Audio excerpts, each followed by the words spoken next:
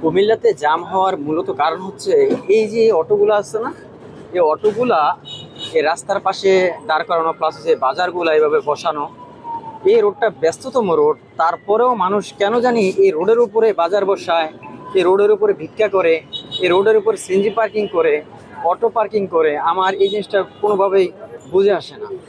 আসলে প্রশাসনের দৃষ্টি আকর্ষণ করছি, আপনারা যারাই এখন বর্তমান প্রশাসনে আছেন, অবশ্যই আপনারা এই দিকে একটু দৃষ্টি দিবেন। দেখেন কি একটা অবস্থা, জ্যামে পড়ে গেছি। হ্যাঁ, এই যে অটোগুলো দাঁড়ায় আছে, দেখেন সিএনজি দাঁড় করে, আপনার ড্রাইভার নাই। ফলের দোকানের সামনে, ঠিক আছে, ফলের দোকান দিয়ে রাখছে রাস্তায়।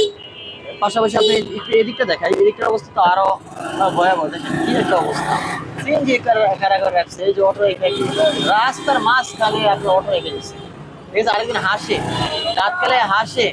হ্যাঁ, রাস্তার মাঝখানে ব্রেক দিয়ে রাতকালে হাসে। আরে চিন্তা করা যায়, অবস্থা খুবই ভয়াবহ। রাস্তায় যাওয়া যায় না। ওরা রাস্তার মাঝে মনে করেন যে আপনার অটো ব্রেক কইরা তারপরে প্যাসেঞ্জার নেয়, যাত্রী নেয়। জনপ্রশাসনের দৃষ্টি আকর্ষণ করছি, আপনারা অবশ্যই এদিকে লক্ষ্য দিবেন। জনভোগান্তি কমানোর উদ্দেশ্যে, জনভোগান্তি কমানোর জন্য যদি আপনারা সহৃদয়বান হন, অবশ্যই এদিকে দৃষ্টি দিবেন। আমার এই ভিডিওটা অবশ্যই আপনারা কুমিল্লাবাসী যারা আছেন শেয়ার করে দিবেন।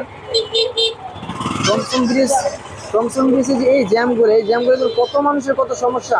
এখানে হসপিটাল আছে, মানুষের এই এই কি বলেন চিকিৎসা আছে, হসপিটাল, চিকিৎসা, শিক্ষা ব্যবস্থা, স্কুল, কলেজ, মাদ্রাসা আছে।